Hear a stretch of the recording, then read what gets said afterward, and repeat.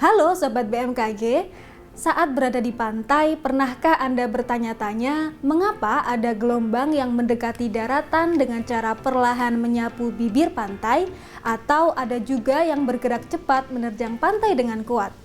Perbedaan gerakan gelombang tersebut dapat menjadi karakteristik suatu pantai. Apakah pantai tersebut cocok untuk aktivitas berenang dan berselancar, atau justru mengancam keselamatan pengunjung dan penduduk di pesisir pantai? Ketika gelombang laut bergerak mendekati pantai, gelombang tersebut akan pecah saat ketinggiannya mencapai titik kritis tertentu. Fenomena ini disebut gelombang pecah. Apa yang dimaksud dengan gelombang pecah dan apa saja jenis-jenisnya? Lalu bagaimana dampaknya bagi pesisir pantai serta bagaimana cara menghadapinya? Bersama saya Andika Hapsari, mari kita simak penjelasannya. Pada dasarnya, gelombang laut merupakan gerakan naik turunnya permukaan air laut yang disebabkan oleh angin. Ketinggian gelombang dipengaruhi oleh seberapa besar kecepatan angin, durasi angin, dan luas area pembentukannya.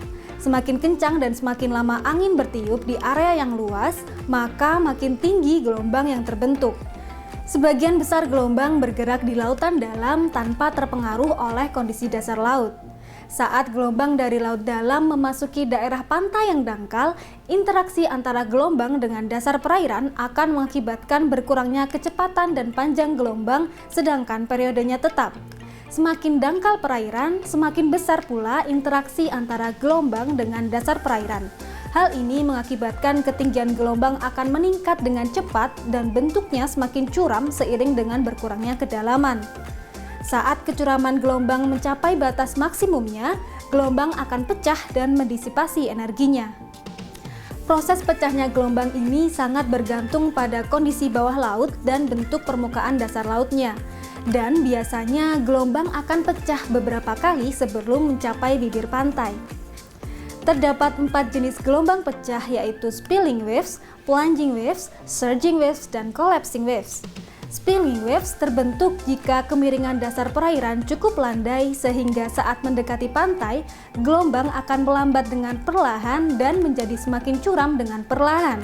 Hingga saat gelombang pecah, puncak gelombang yang tidak stabil akan tumpah ke depan badan gelombang dalam bentuk buih-buih putih atau white water dengan perlahan juga.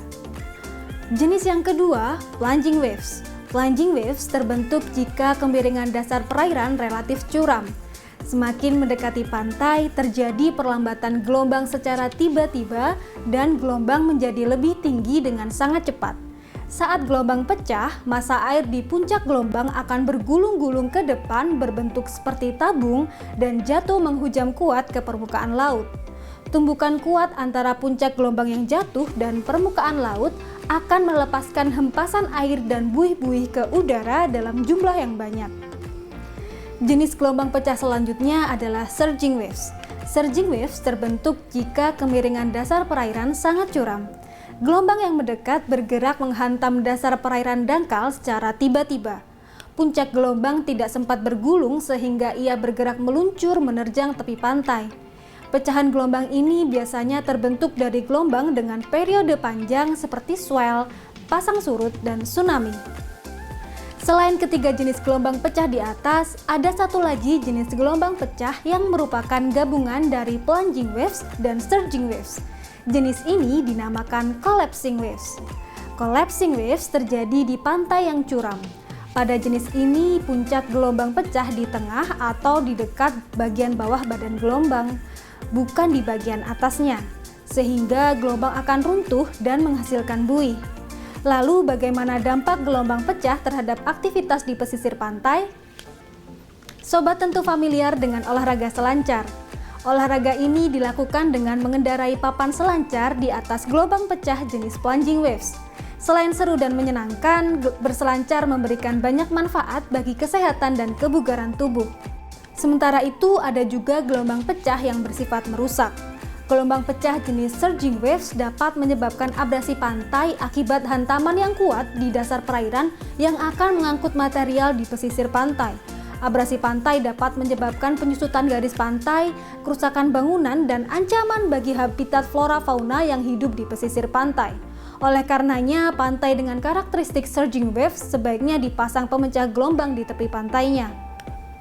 Pemecah gelombang ini biasanya berupa batu-batu beton yang ditanam di tepi pantai dan di lepas pantai. Selain itu, pelestarian hutan mangrove dan terumbu karang juga dapat menahan gelombang dan melindungi pantai dari ancaman abrasi. Sobat, demikian informasi yang dapat kami sampaikan. Semoga informasi tentang gelombang pecah dapat bermanfaat untuk Anda. Jangan lupa untuk memperbaharui informasi cuaca, iklim, dan gempa bumi melalui laman www.bmkg.go.id atau melalui kanal media sosial Info BMKG serta mengunduh aplikasi Info BMKG melalui smartphone baik di App Store maupun Play Store. Terima kasih atas perhatian sobat semua. Mari kenali cuaca dan lingkungan agar terhindar dari ancaman bencana hidrometeorologi. Salam sehat dan sampai jumpa.